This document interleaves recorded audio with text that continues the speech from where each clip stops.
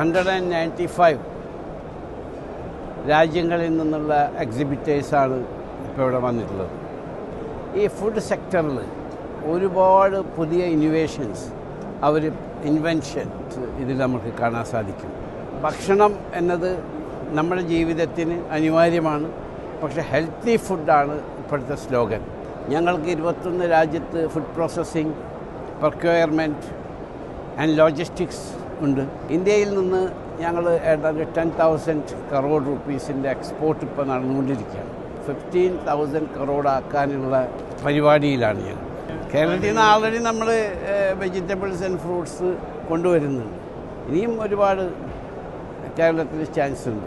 Lithuania, Australia, Poland, അതുപോലെ Canada, Australia. അപ്പോൾ അവരൊക്കെ പുതിയ പുതിയ പ്രൊഡക്റ്റുകളുടെ ആളുകളുമായിട്ടും അവർ ഗവൺമെൻറ് ആൻഡ് സെമി ഗവൺമെൻറ് അവർ എല്ലാ ഗവൺമെൻറ്റുകളും ഇപ്പോൾ സെമി ഗവൺമെൻറ് പ്രൊഡക്ഷൻ സെൻറ്റർ തുടങ്ങുകയാണ്.